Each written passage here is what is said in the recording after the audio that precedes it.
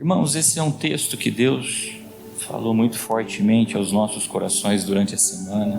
Olha o que está escrito no Evangelho de Ezequiel, capítulo de número 44, versículos de número 6 e número 7, diz assim: E dize ao rebelde, a casa de Israel, assim diz o Senhor Deus: bastem-vos todas as vossas abominações, ó casa de Israel. Irmãos, quem é um rebelde aos olhos do Senhor?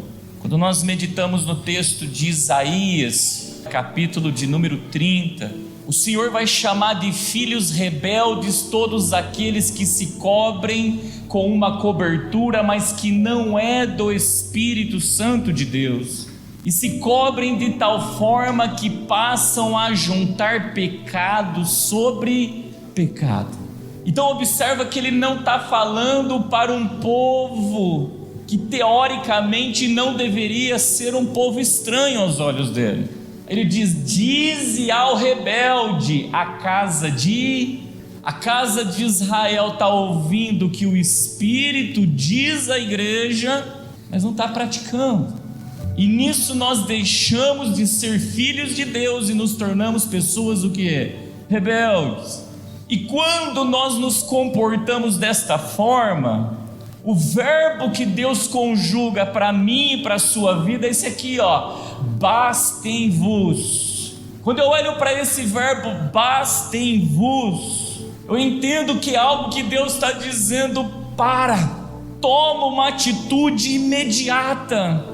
Não dá mais para continuar andando desta forma. Não dá mais para ficar procedendo como um filho rebelde. Eu quero uma coisa: obediência. Filho que não obedece é filho.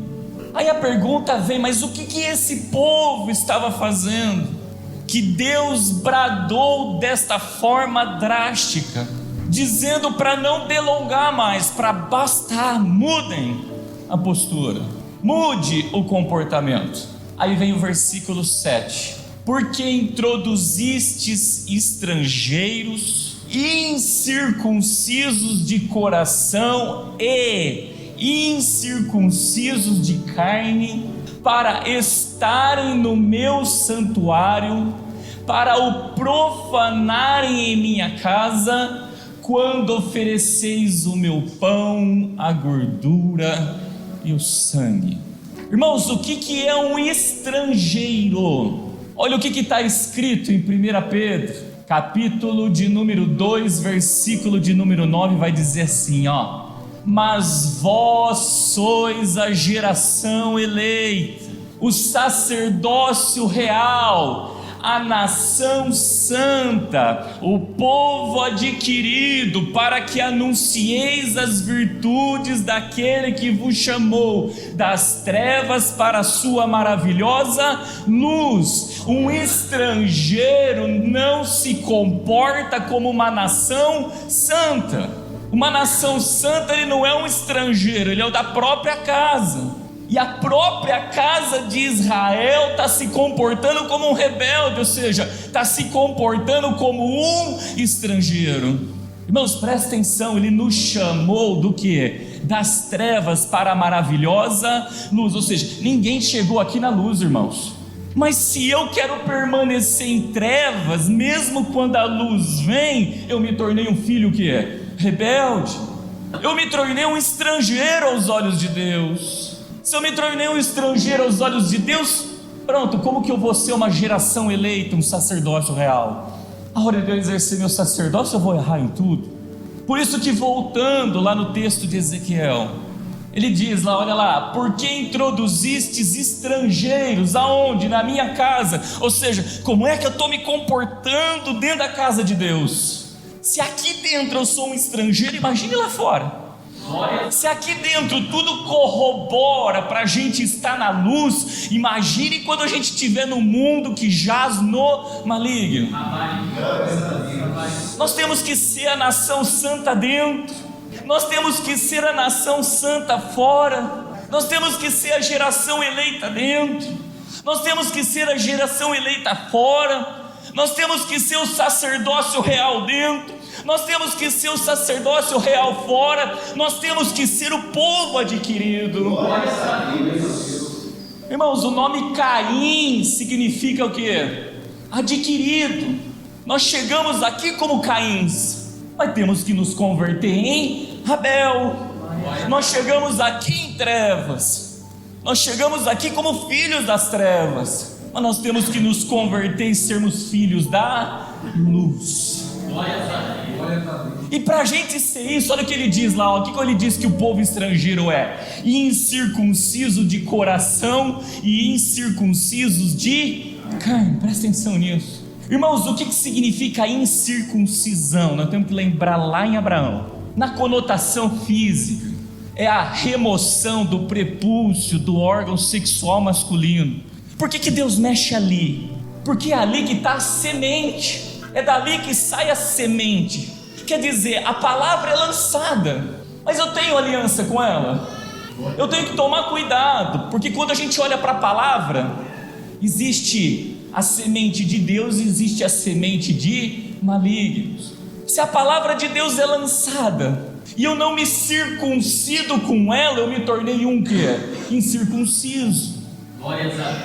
E quantos se incircuncisam com a palavra de Deus, mas se circuncidam com a palavra do diabo, vivem nas trevas, continuam nas trevas. Então quando a gente olha para a incircuncisão, a gente tem que lembrar que a palavra, vamos falar assim, trazendo a conotação espiritual, é ter aliança com a palavra. Mas ele determinou 2 lugares para a gente ter aliança com a palavra. O primeiro lugar é o que? No coração. E o segundo é onde? Na carne. Sabe aquele evangelho? Não, Deus só quer o teu coração. Irmãos, aí você sabe o que levanta dentro da igreja? Você sabe quem que era incircunciso? O filisteu Golias. Aí fica um gigante, né? Fica aqui dentro da igreja. Um monte do quê? De gigante, afrontando o exército do Deus vivo. Irmãos, Deus quer por dentro e quer por fora. Ele quer tudo. Não é só coração, não. Se eu aprendi a doutrina de Deus, a semente cai no coração, e eu tenho que transformar também a minha o quê? Quando ela demanda que eu mude aonde? Na carne. Deus quer, irmãos, usar. Não é sacerdócio real? Se é sacerdócio real, você é um copo na mão de Deus, que tem que ser limpo, tanto por dentro como por fora. Tu és um prato na mão de Deus, que tem que ser limpo tanto por dentro como por... Se eu não transformo o meu coração, fico com o meu coração de maneira incircuncisa, Deus não tocou no meu coração. Não é Deus tocou no coração, não é porque o teu coração e o meu coração, quando a gente não recebe a palavra, é um coração que incircunciso, tem que abrir o olho. Deus não mandou eu mudar a minha carne. Não, irmãos, a palavra de Deus veio, eu não transformo a minha carne, eu me tornei um incircunciso. E aí eu venho com incircuncisão de coração, incircuncisão de uma carne. De carne eu digo, o testemunho que eu e você estamos dando é fiel e verdadeiro. Jesus falou que Ele nos levantou para que sejamos as suas testemunhas. Onde é que Ele nos o quê? Enviar. Então não adianta eu circuncidar a carne e não circuncidar o quê? O coração. Não adianta eu circuncidar o coração e não circuncidar a carne. Não, eu tenho que circuncidar tudo. Eu tenho que entregar tudo para Deus.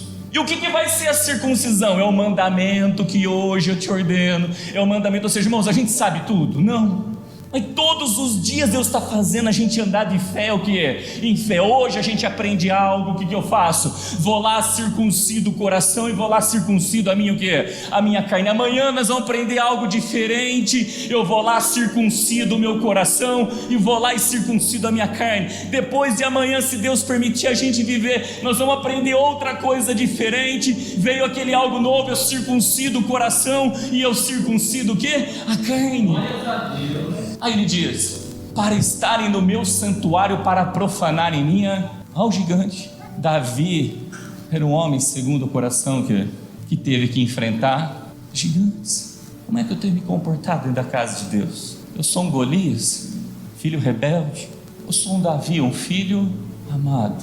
Aí é o mais triste, porque quando a gente entra no santuário, a gente entra aqui para sacrificar. Aí ele fala, para ofereceis o meu pão, a gordura e o sangue. Irmãos, o que é o pão? Simboliza a palavra. Aí eu prego a palavra como um incircunciso. Hipocrisia. Prega e não vive. O que é a gordura? Lembra o que Abel ofereceu? O primogênito dos animais e da sua gordura. Gordura é o sacrifício. Eu estou cantando, eu estou queimando gordura. Abriu a boca aí para cantar, está queimando gordura. Dobrou o joelho aí para orar, está queimando gordura. Você pode ver, quando a gente faz um churrasco e queima aquela gordurinha, aquilo sobe um aroma, irmãos. E aquele aroma que sobe, você sabe o que dá em mim e em você? Fome. Quando a gente vê pessoas circuncisas de coração e circuncisas de carne, a hora que ela põe a oferta dela, irmãos, quando ela queima gordura, dá fome, sede de justiça em todo mundo aqui dentro. Porque aquilo sobe como um perfume. Eu vou oferecer aqui a Santa Ceia e estou agindo que nem um incircunciso. Eu vou participar do corpo e do sangue, que é a Santa Ceia, incircunciso de carne, incircunciso de coração. O que eu estou fazendo? Profanando o santuário, que é o corpo, o templo do Espírito Santo. Glória a Deus. Deus olha e chama a gente de filho rebelde, povo que é estrangeiro, e fala: basta, para logo com essas obras, temam e tremam na minha presença. Nos convertamos. Quando a gente olha para o sangue, a gente lembra do sacrifício de Cristo, mas eu lembro também dos dízimos, das ofertas dos irmãos.